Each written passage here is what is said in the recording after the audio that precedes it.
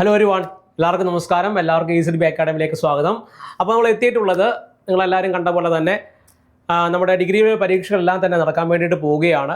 അപ്പോൾ നിങ്ങളെല്ലാം അറിഞ്ഞാണ് പ്രധാനമായിട്ടും 3 ഘട്ടങ്ങളിലായിട്ടാണ് നമ്മൾ പരീക്ഷകൾ നടക്കുന്നത്. അതേപോലെ തന്നെ പരീക്ഷയ്ക്ക് എഴുതാൻ പോകുന്ന വിദ്യാർത്ഥികൾ പൊതുവെ കൺഫർമേഷൻ കൊടുത്തവർ എണ്ണോ മറ്റു കാര്യങ്ങളൊക്കെ തന്നെയാണ് ഇന്നത്തെ വീഡിയോയിൽ ഡിസ്കസ് ചെയ്യാൻ വേണ്ടി പോകുന്നത്. അപ്പോൾ അതുകൊണ്ട് തന്നെ എല്ലാ ഉദ്യോഗാർത്ഥികളും ഒരിക്കൽ കൂടി നമ്മുടെ ചാനലിലേക്ക് സ്വാഗതം ചെയ്യുകയാണ്. ആദ്യമായിട്ട് നമ്മുടെ ചാനൽ കാണുന്നത് ലൈക്ക് ചെയ്യുക, സബ്സ്ക്രൈബ് ചെയ്യുക. ഓക്കെ, അതേപോലെ നിങ്ങളുടെ അഭിപ്രായങ്ങളൊക്കെ താഴെ കമൻറ്റായിട്ട് അറിയിക്കാൻ വേണ്ടി ശ്രമിക്കുക.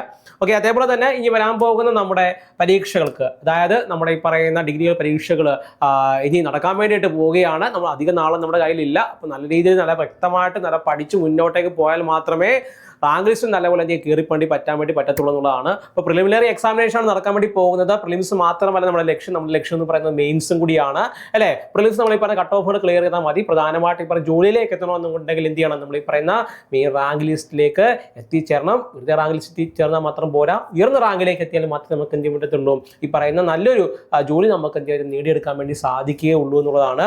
ഓക്കെ, അപ്പോൾ അത്തരത്തിൽ ഈ പറയുന്ന പരീക്ഷകൾക്ക് വേണ്ടിയിട്ട് നല്ല തകൃതിയായിട്ട് പഠിച്ചിട്ടുള്ള സുഹൃത്തുക്കൾക്ക് ഓക്കെ, അപ്പോൾ നമ്മുടെ ഈസിഡി അക്കാഡമിയിൽ നമ്മളൊരു പ്രിലിംസിന്റെ ഒരു ബാച്ച് നമ്മൾ ആരംഭിച്ചിട്ടുണ്ടായിരുന്നു. അതിലേക്ക് നിങ്ങൾക്ക് ജോയിൻ ചെയ്യാൻ വേണ്ടി സാധിക്കുന്നതാണ്. ഇതിന്റെ ഭാഗമായിട്ട് നിങ്ങൾക്ക് ഈ പറയുന്ന പ്രധാനപ്പെട്ട ടോപ്പിക്കുകളുടെ ക്ലാസ്സുകളും അതേപോലെ തന്നെ PYQs മോക്ക് ടെസ്റ്റുകളൊക്കെ തന്നെ ലഭ്യമാകുന്നതായിരിക്കും. അപ്പോൾ ഇനിയുള്ള സമയങ്ങളിൽ പ്രധാനമായിട്ടും ചെയ്യേണ്ടത് പുതിയ ടോപ്പിക്കുകൾ എടുത്ത് പഠിക്കുന്നതിന് പകരമായിട്ട് പഠിച്ച ടോപ്പിക്കുകളെ വ്യക്തമായിട്ട് അറിഞ്ഞ് മുന്നോട്ടേക്ക് പോവുക, നല്ല PYQs ഒക്കെ എന്ത് ചെയ്യുക ചെയ്ത് മുന്നോട്ടേക്ക് പോവുക എന്നുള്ളതാണ്. നമുക്ക് എന്തായാലും കാര്യങ്ങളിലേക്ക് കടക്കാൻ. നമ്മുടെ കാര്യം എന്ന് പറയുന്നത് ഇത്രയേ ഉള്ളായിരുന്നു.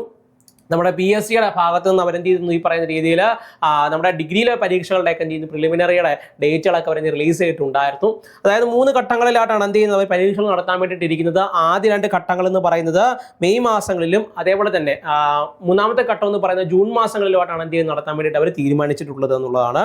ഓക്കെ, ആകെ 5.5 ലക്ഷം ആളുകളാണ് എന്ത് ചെയ്യുന്നത്, പരീക്ഷ എഴുതുന്നത്. ആകെ 5.55 ലക്ഷം ആളുകളാണ് പരീക്ഷകൾക്ക് വേണ്ടിയിട്ട് എന്ത് ചെയ്യുന്നത്, അപ്പിയർ ചെയ്യുന്നത് എന്നുള്ളതാണ്. അതായത് പ്രധാനമായിട്ട് ഇപ്പോൾ കൺഫർമേഷൻ കൊടുത്തിട്ടുണ്ടായിരുന്ന ആളുകളുടെ എണ്ണമാണ് എന്ത് ചെയ്യുന്നത് അവിടെ പ്രതിപാദിച്ചിട്ടുള്ളത് എന്നുള്ളതാണ്. നിങ്ങൾക്ക് എല്ലാവർക്കും പറയും, ഇപ്പോൾ excise inspector, sub inspector, SPCID, administrative tribunal assistant, jailer, sub inspector, അതേപോലെ തന്നെ ഈ പറയുന്ന company board assistant, university assistant പോലുള്ള പ്രധാനപ്പെട്ട പരീക്ഷകളെല്ലാം തന്നെ കവർ ചെയ്യുന്നത് ഇതിലൂടെ തന്നെയാണ്, നമ്മുടെ ഈ പറയുന്ന കോമൺ പ്രിലിമിനറി എക്സാമിനേഷനിലൂടെ തന്നെയാണ് എന്നുള്ളതാണ്. ഓക്കെ, അപ്പോൾ ആദ്യത്തെ ഘട്ട പരീക്ഷകൾ എന്ന് പറയുന്നത് മെയ് 2, 16 തീയതികളിലാണ്. അവസാന ഘട്ടം, അതായത് ഈ പറഞ്ഞ 3ാമത്തെ ഘട്ടം നടക്കാൻ വേണ്ടി പോകുന്നത് എവിടെയാണ്, ഈ പറയുന്ന ജൂൺ മാസങ്ങളിലായിട്ടും ആണ് എന്നുള്ളതാണ്. നോക്കിയേ, അതേപോലെ തന്നെ 1ാം ഘട്ടത്തിൽ ഏകദേശം ഈ പറയുന്ന 1,85,000 വരുന്ന ആളുകളുണ്ട് എഴുതുന്നത്. 2ാം ഘട്ടത്തിലും അത്രത്തോളം വരുന്ന ആളുകളുണ്ട്. 3ാം ഘട്ടത്തിൽ എന്തായിരിക്കും, ഈ പറയുന്ന ജൂൺ മാസത്തിലാണ് എന്ത് ചെയ്യുന്നത് നടത്താൻ വേണ്ടിയിട്ട് പോകുന്നത്. പ്രധാനമായിട്ട് ഈ പറയുന്ന 13 തസ്തികകളിലായിട്ട് 26,700 26 ലക്ഷത്തോളം വരുന്ന ആളുകളാണ് എന്ത് ചെയ്യുന്നത് ഡിഗ്രി ലെവൽ പരീക്ഷകൾക്ക് വേണ്ടിയിട്ട് എന്ത് ചെയ്യുന്നത് നൽകിയിട്ടുണ്ടായിരുന്നത്. അപേക്ഷയുടെ എണ്ണം പൊതുവായി കണക്കാക്കുമ്പോൾ 5.5 ലക്ഷം മാത്രമേ എന്ത് ചെയ്യുന്നുള്ളൂ ഇപ്പോൾ അപേക്ഷകളായിട്ട് ഉണ്ടായിരുന്നുള്ളൂ. സർവകലാശാല assistant, administrative tribunal assistant, company board, corporation board assistant, excise inspector, sub inspector, SPCID, അതായത് സ്പെഷ്യൽ ബ്രാഞ്ച് CID, അതുപോലെ assistant jailer, national savings statistics director തുടങ്ങിയ തസ്തികകളിലേക്കുള്ള പരീക്ഷകളാണ് എന്ത് ചെയ്യുന്നത് നടക്കാൻ വേണ്ടി പോകുന്നത് എന്നുള്ളതാണ്.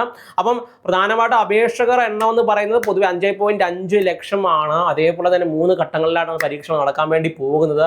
അധികം സമയങ്ങളൊന്നും നമ്മുടെ കയ്യിൽ തന്നെ ഇല്ല എന്നുള്ളതാണ്. അതായത് കൗണ്ട് ഡൗൺ സ്റ്റാർട്ട് ചെയ്തിട്ടുണ്ട്. നിങ്ങൾ വളരെ തകൃതിയായിട്ട് പഠിച്ചു പോയാൽ മാത്രമേ ഈ 5.5 ലക്ഷങ്ങൾക്കുള്ളിൽ എന്ത് ചെയ്യുക ഒന്നാമനായിട്ട് എത്തിച്ചേരാൻ വേണ്ടി സാധിക്കുകയുള്ളൂ എന്നുള്ളതാണ്. അപ്പം ആ ഒരു ലക്ഷ്യം മുന്നിൽ കണ്ടുകൊണ്ട് എന്ത് ചെയ്യുക മുന്നോട്ടേക്ക് പഠിച്ച് പോകാൻ വേണ്ടി ശ്രമിക്കുക. ഒരുപാട് പേര് കൂടെ ഓടാനുണ്ട്. അവരുടെ കൂടെ ഓടുകയല്ല, അവരെക്കാൾ മുന്നിൽ ഓടുകയാണ് നമ്മുടെ ലക്ഷ്യം എന്ന് പറയുന്നത്. അപ്പം ആ മുന്നിലേക്ക് എന്ത് ചെയ്യുക ഓട്ടം നല്ല തകൃതിയായിട്ട് കൊണ്ടുപോവുക, നിങ്ങളെ കൊണ്ട് കഴിയും. ഓക്കെ, അപ്പം അത് നിങ്ങൾ എന്ത് ചെയ്യുക ഒന്നുകൂടി ഓർമ്മിപ്പിക്കുക എന്നുള്ളതും കൂടിയാണ് ഈ പ്രധാനപ്പെട്ട ഈ വീഡിയോയുടെ ലക്ഷ്യം എന്ന് പറയുന്നത്. ഓക്കെ, അപ്പോൾ എന്തെങ്കിലും സംശയങ്ങളോ മറ്റു കാര്യങ്ങളോ ഉണ്ടെങ്കിൽ തൊട്ട് താഴെ കാണാൻ നമ്മൾ വിളിച്ച് എന്ത് ചെയ്യുക ഉടനെ തന്നെ കോൺടാക്ട് ചെയ്യാൻ വേണ്ടി ശ്രമിക്കുക. വീണ്ടും കാണാം. ബൈ.